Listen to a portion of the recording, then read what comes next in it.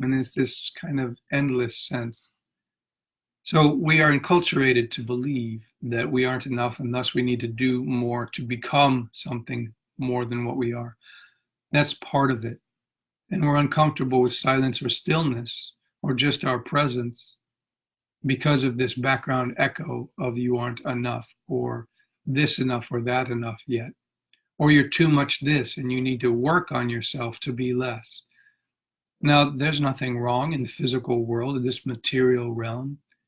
There's nothing wrong with improving this skill or that skill, or reading something and being inspired.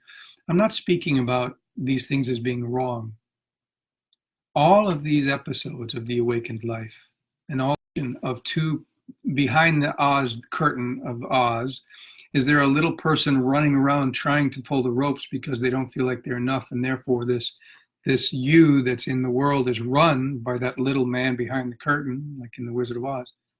Or is this you that's in the world, which has natural tendencies, skills, gifts, beautiful offerings to the universe, as you specifically, is it driven and animated by this sense of okayness, this sense of peace, this sense of fulfilled being that wants to and feels like overflowing itself into life? Do you hear the difference? One is lack, trying to fill this black hole of perceived lack. I'm not enough, I'm not enough. And if I do this, and if I hurry, and I get this done, and I achieve these, and I accomplish this in life, then I'll become something that I can be proud of, but translated and look beneath the surface, that my parents can be proud of, or my father, or my mother, or my authoritarian figure of my childhood, or the schoolmaster, or God. There's this constant black hole of trying to get an external approval. And over here, as we begin to be more still and more quiet, perhaps through meditation or any processes that you do of self-knowing in life, techniques, you can begin to rest because there's a fulfillment in this moment. One move because it keeps that perception of a final task everywhere you go. Watch me visually. This is the final task. So if I can get there, I'll find peace. I'll relax. I'll be self-loving. All will be well. But if it's a concept, and everywhere I go, do you see the distance? It never changes because I'm holding on to the concept of a final activity that will bring me peace. And why will that never work? Because a concept is an abstract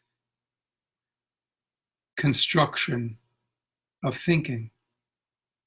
And you can't become thinking. You are aware of thought.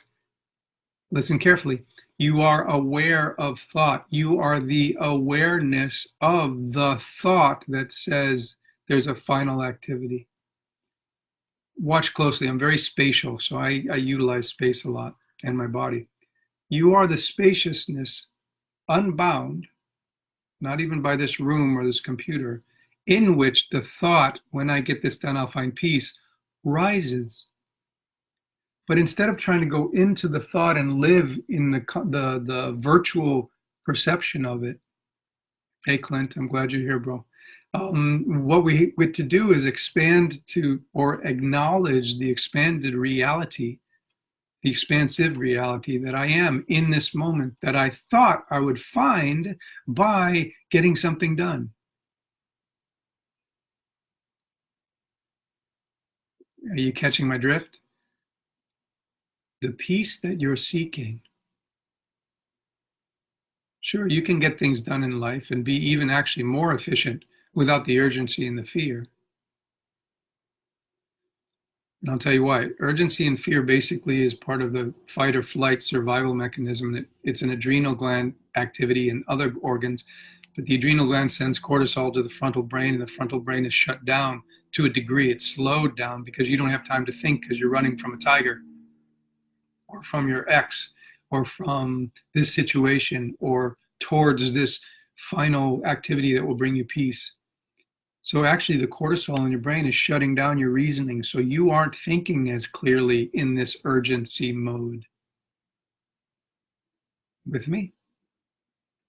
And so when we relax, reasoning returns, clarity of thinking returns. And so this is